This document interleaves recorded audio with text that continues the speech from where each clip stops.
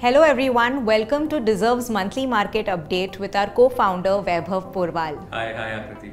Hi Vaibhav. So Vaibhav, we were just discussing and you told us that everything in this month has gone against the consensus. So why do you say so?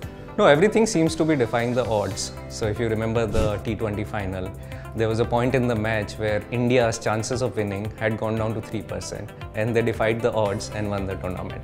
The same thing has played out across the spectrum.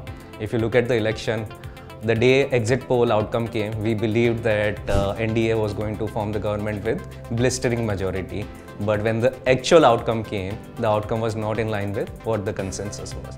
If you look at the Fed's behavior, I am seeing this for last 6 months. Every Fed meeting, analysts will come out and say that Fed will reduce rates, but they have not been reducing the rates. Inflation has not gone down at the pace at which everyone is expecting.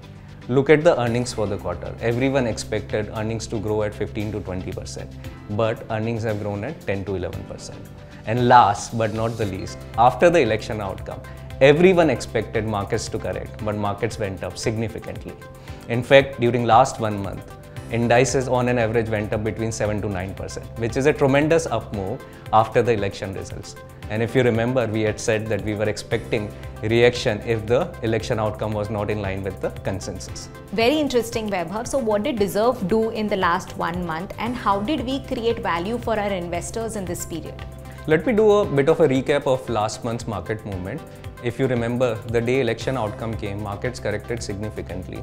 The correction was between 7 to 10% across different indices. And that day we reached out to our investors and requested them to make a top up in our flagship equity scheme. And many investors did that. From that point, markets went up almost 12 to 13% over the next 25 to 27 days. So our belief has been that every time there's a correction and valuations rationalize, we request our clients to do a top up in equity. And that's how we have been able to add meaningful value to our investors.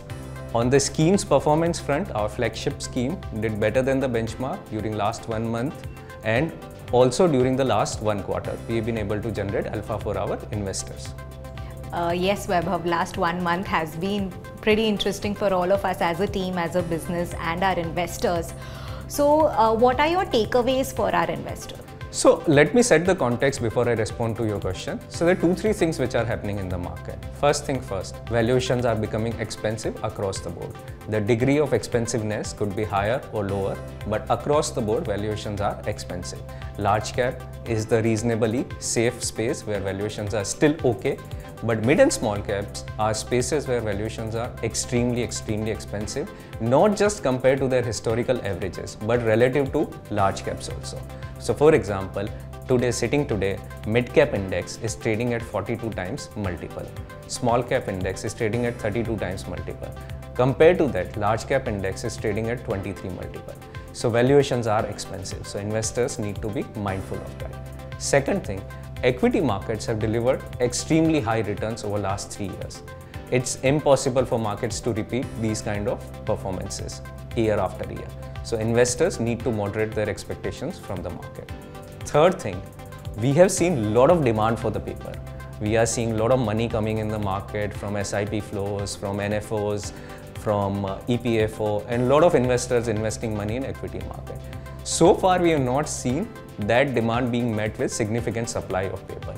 Over the next 6 to 9 months, we expect a lot of IPOs to come out and that will bring in a lot of supply of paper. So investors need to be mindful that their demand for investing will be met by incremental supply. So they should not expect similar kind of returns from the market. So 3 things which are important in my mind for different kind of investors, and I see investors in 3 different categories. So first set of investors who would maintain a disciplined asset allocation. I'm sure because of significant performance of equity, their balance in the portfolio would have got skewed in favor of equity. It's a great time to rebalance their portfolio and move some profit away from equity to fixed income. Second set of investors who would have invested money in equity and who don't believe in asset allocation. These are long-term investors who only want to invest money in equity and have fresh liquidity to deploy. They should move that money in equity market in a staggered manner. Don't look at lump sum investing, look at staggered investing. I know it sounds cliched, stereotypical, but it's best to invest in a systematic manner for next 3 to 6 months. Third thing, investors whose portfolio is extremely aggressively positioned with high allocation to small and mid cap, I would strongly recommend them to move their money away from small and mid cap and move towards large cap. It will guard their portfolio against a potential volatility which may come in mid and small cap. Because in my view, some of these pockets have no margin of safety in the market, and margin of safety is the basic necessity of investing in equity market. Great, Vaibhav. That's a lot to take in for investors, but thank you for making the segregation, because that will give us the pointed actionables for our investors. And of course, Vaibhav, we are all looking forward to the upcoming budget. What is your view on it?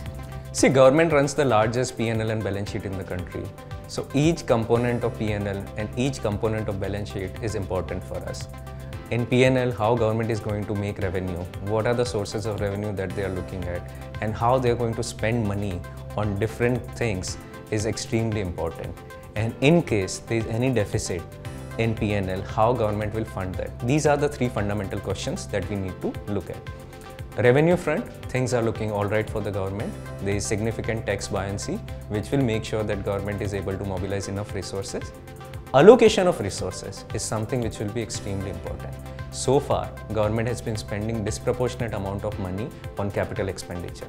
I think given the way election outcome has been, government will start to strike a balance where they will increase the percentage of revenue expenditure allocation and maybe control the capital expenditure.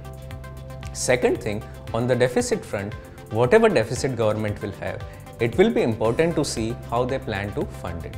Market environment is extremely good, so we may see some activity on divestment front, which will be much higher than what we have seen over last 2-3 budgets. So these are some of the things that I will look at. On the revenue front, if there are going to be any changes in the tax structure, which will be important to note, because obviously government is looking to augment their revenue so that they can spend on activities which they plan to spend on. Thank you, Vaibhav, for such interesting insights from what happened last month to what we are looking forward to in the next month. And we are definitely looking forward to the upcoming budget. And thank you, everyone. And we shall see you in our next month's monthly market update.